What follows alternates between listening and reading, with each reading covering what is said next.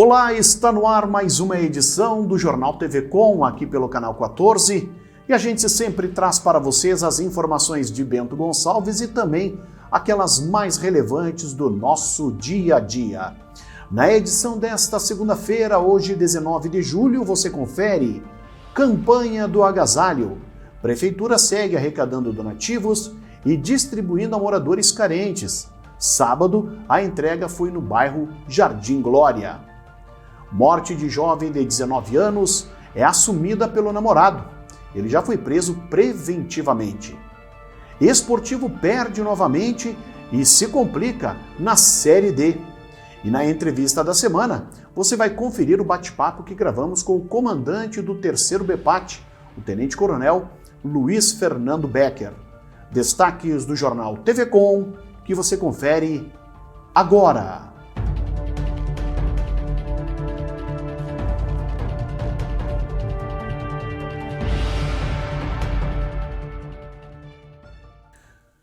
Em uma reunião virtual realizada na tarde do sábado, foram apresentados pelo Comitê Técnico da Associação dos Municípios da Encosta Superior do Nordeste, a AMESNE, aos municípios que compõem a Macro-Serra, sugestões de flexibilização nos protocolos de saúde para diferentes segmentos da economia.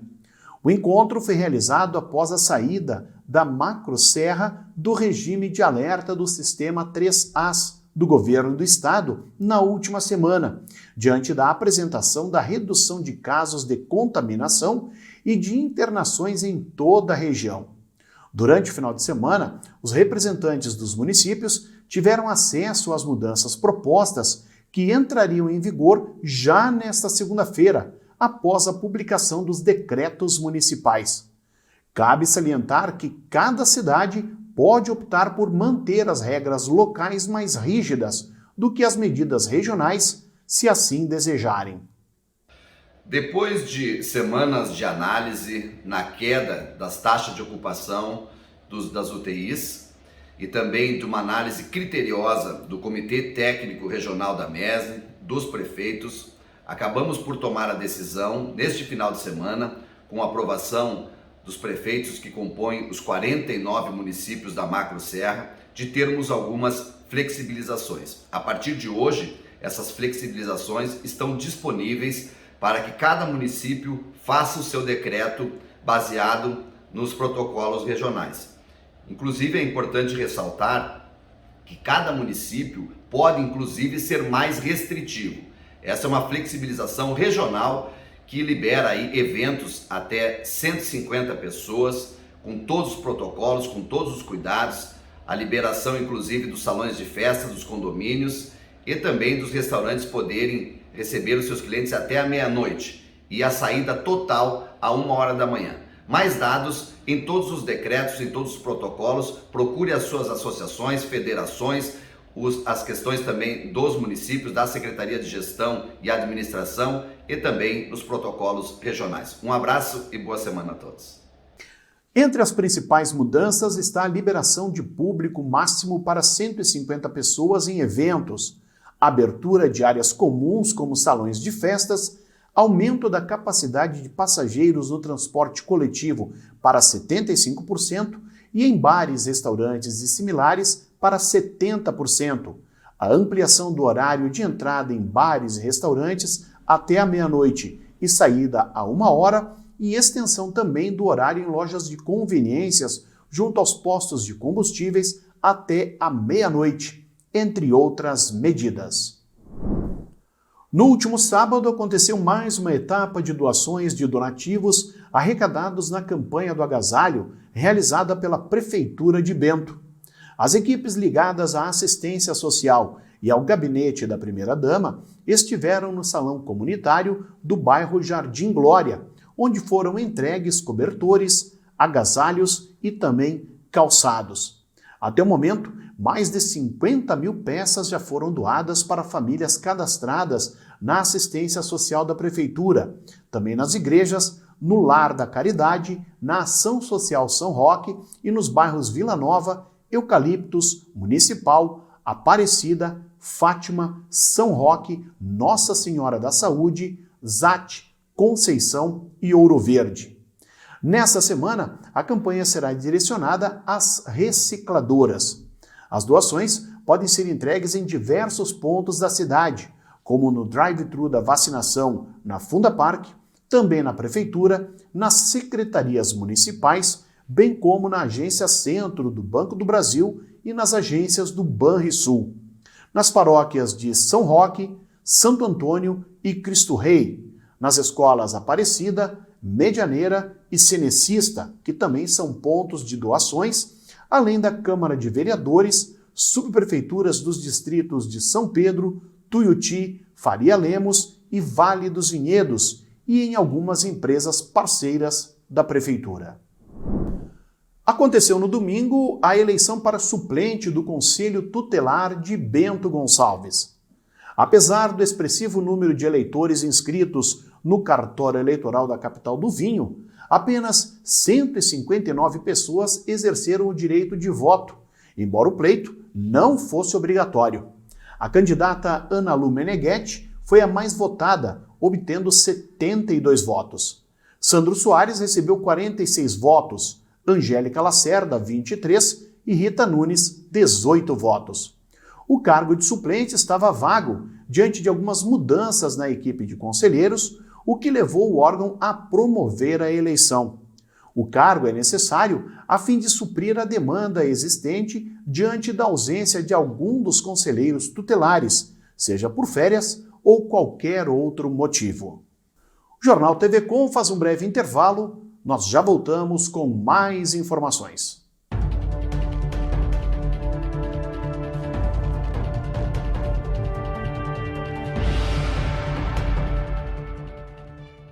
Você sabe o que acontece com o seu corpo quando contrai o coronavírus?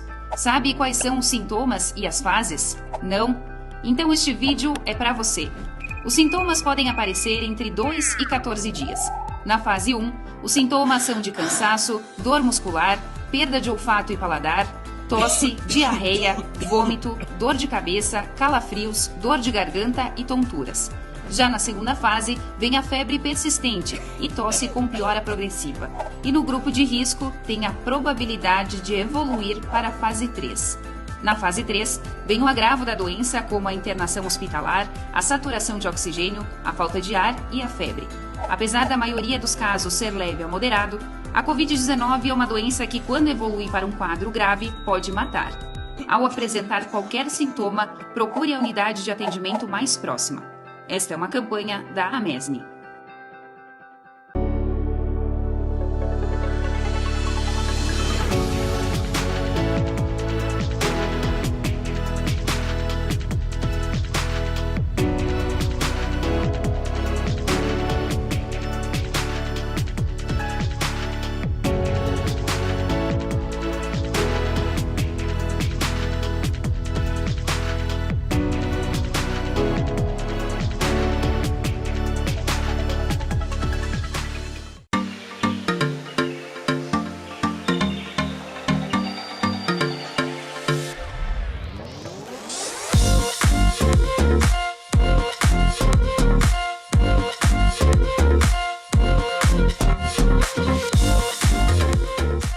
O que acontece com o mundo do vinho? A gente fala de mundo do vinho e nos remetemos a tempos antigos, tempos passados, né? Remontando uma história maravilhosa.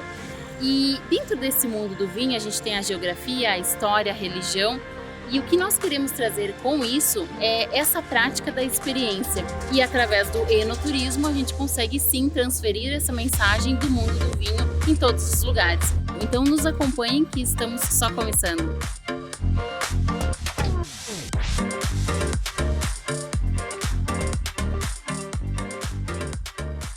Todo final de tarde você tem um compromisso com a informação. Fique sabendo o que acontece em todo o estado no programa mais dinâmico da TV Gaúcha. Informação em tempo real, vagas de emprego e entrevistas exclusivas sobre cotidiano, política e cultura. Participe enviando fotos, vídeos e comentando as notícias pelo WhatsApp 995882374. Tudo isso de segunda a sexta, a partir das 5:30 da tarde, aqui no Conexão RS.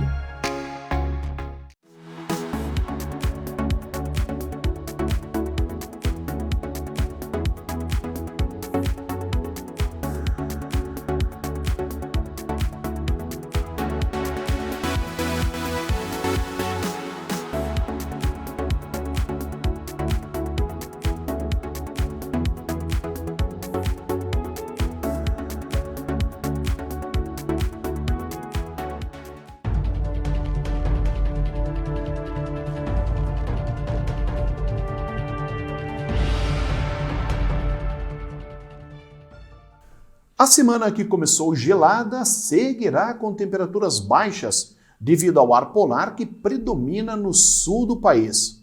O sol vai continuar aparecendo nos próximos dias, mas não vai amenizar a sensação de frio, que vai se intensificar durante a noite, trazendo inclusive geada a diversas regiões.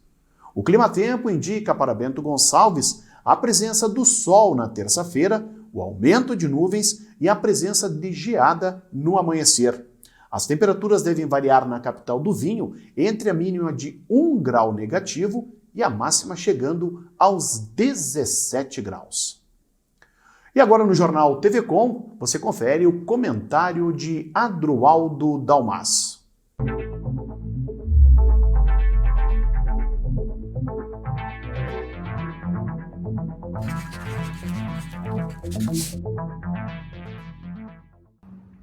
Olá! Algumas pessoas têm nos questionado a respeito de 2 assuntos que estão pendentes em Bento Gonçalves e pendentes em termos judiciais.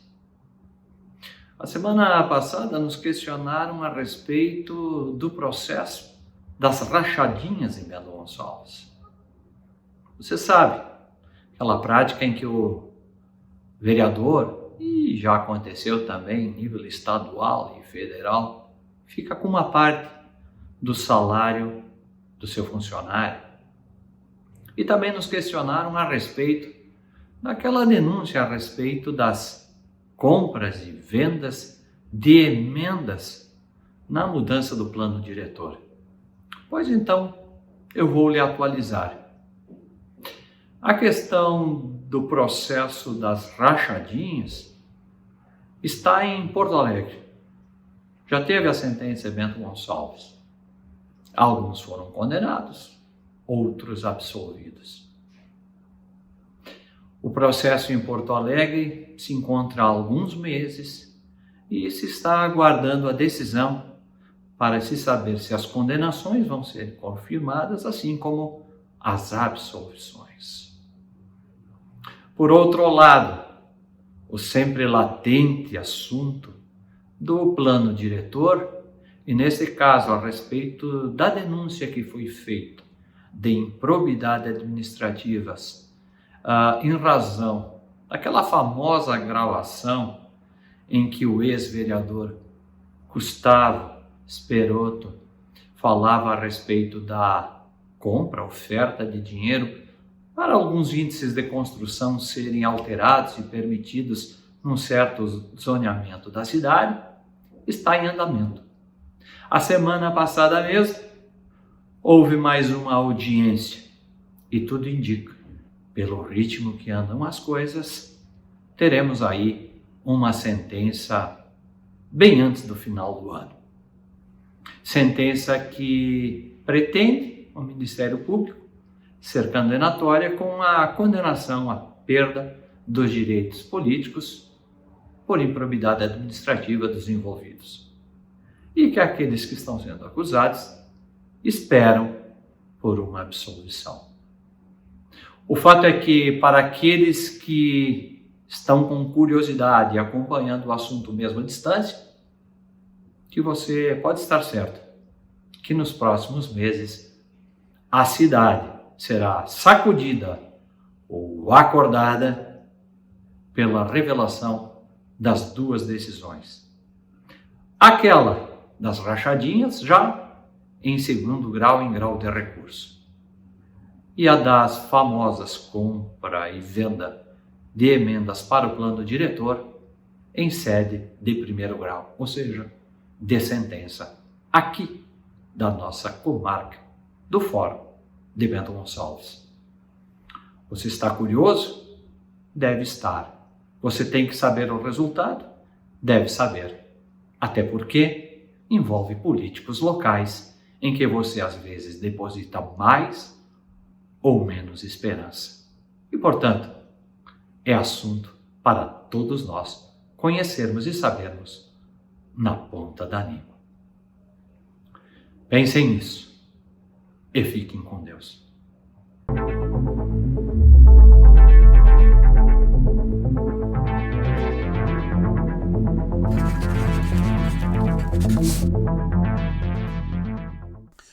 O portal do governo do estado mostrava ao início da tarde desta segunda-feira os números de casos de Covid-19 em todo o Rio Grande do Sul.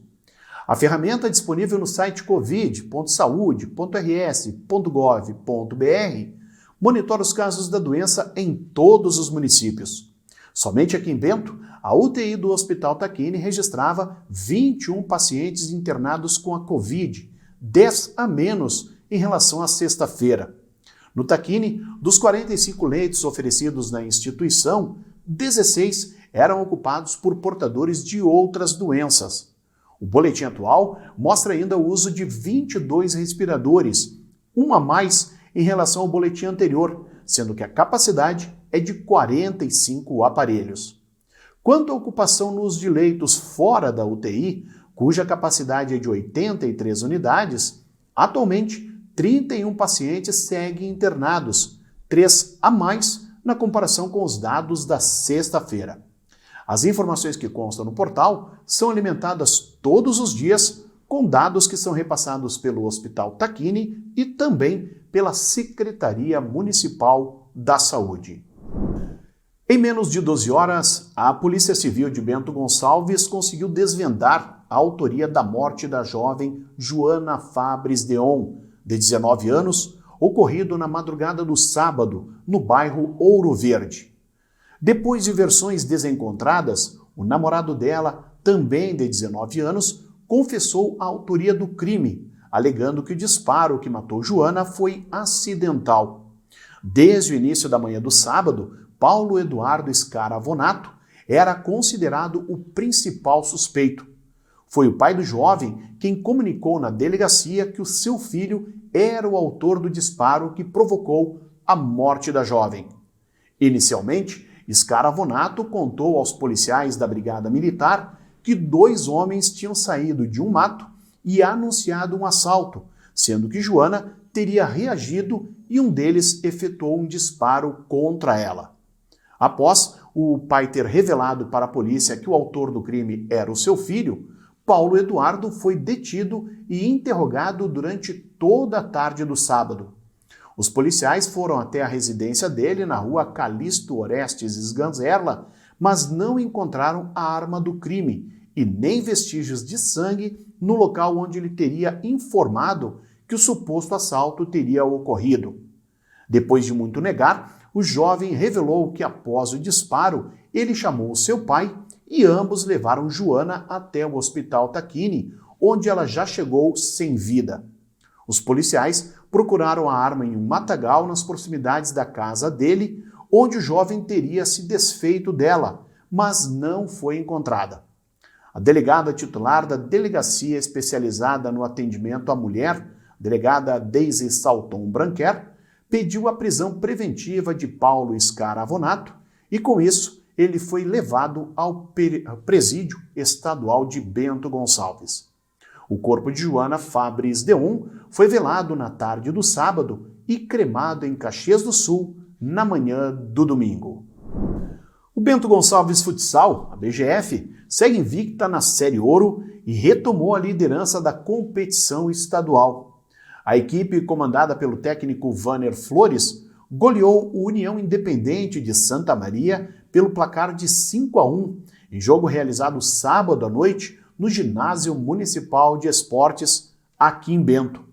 Com a vitória, a BGF chegou aos 7 pontos conquistados na Série Ouro, liderando o campeonato ao lado do Paulista de Pelotas, porém com um saldo maior em relação ao time da Zona Sul.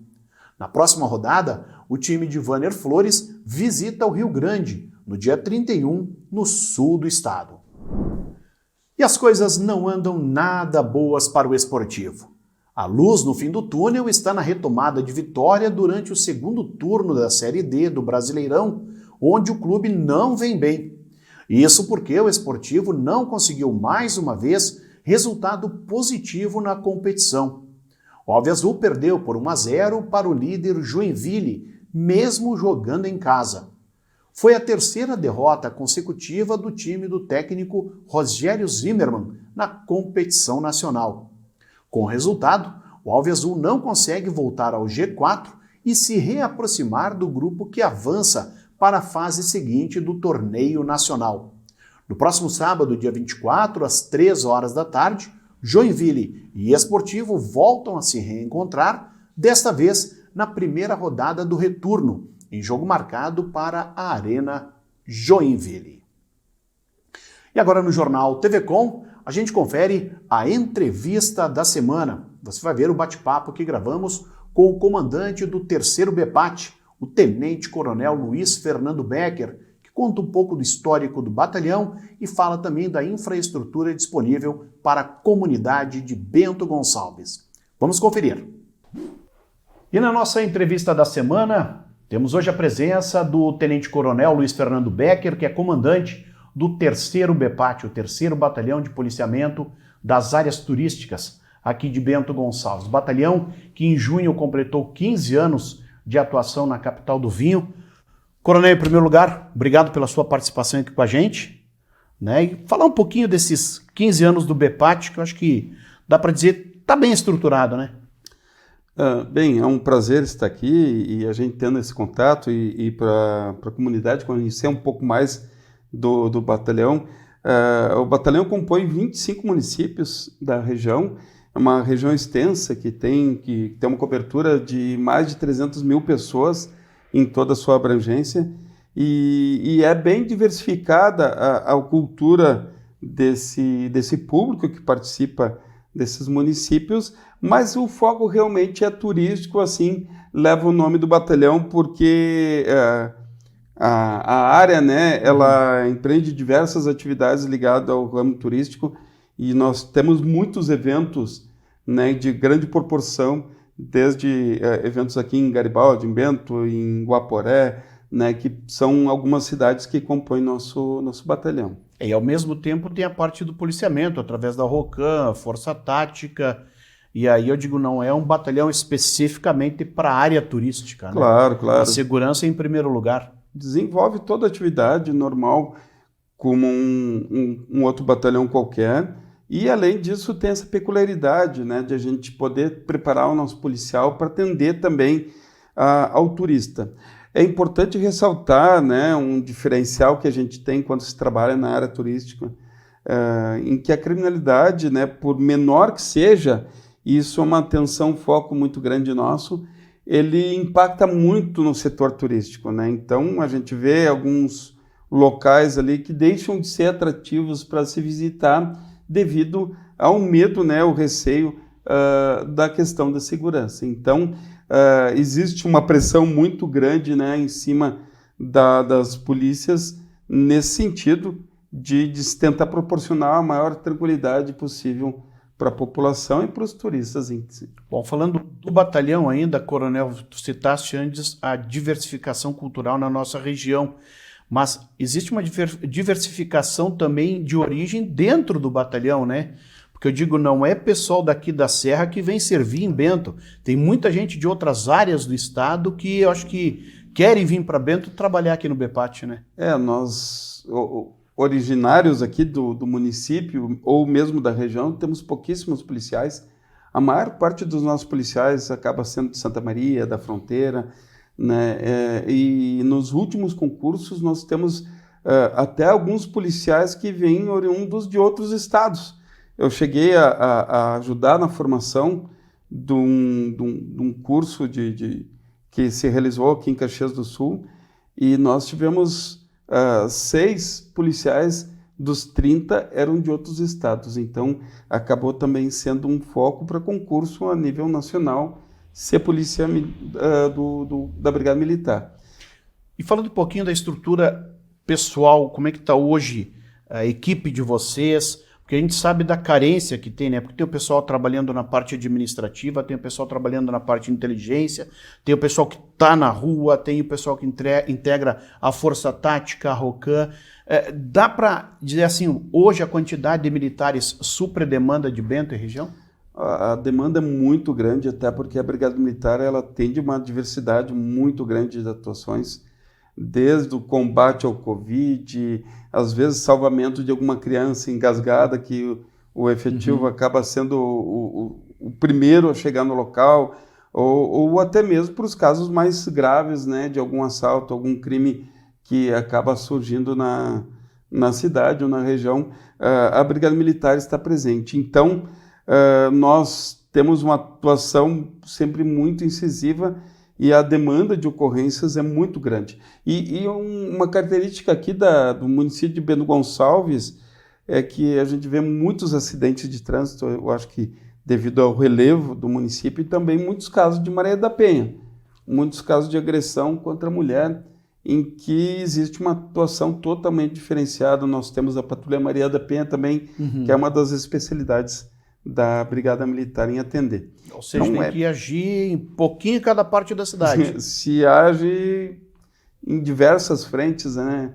Desde fiscalizar, né, os casos mais simples até os mais complexos. Bom, falando de Bento, que é a sede do BPAT, hoje a gente sabe, Bento está marcada com 21 assassinatos já, tráfico de drogas, muitos casos de golpes na cidade, roubo no comércio, assalto à mão armada. O que dá para a gente dizer assim, para tentar diminuir essa situação?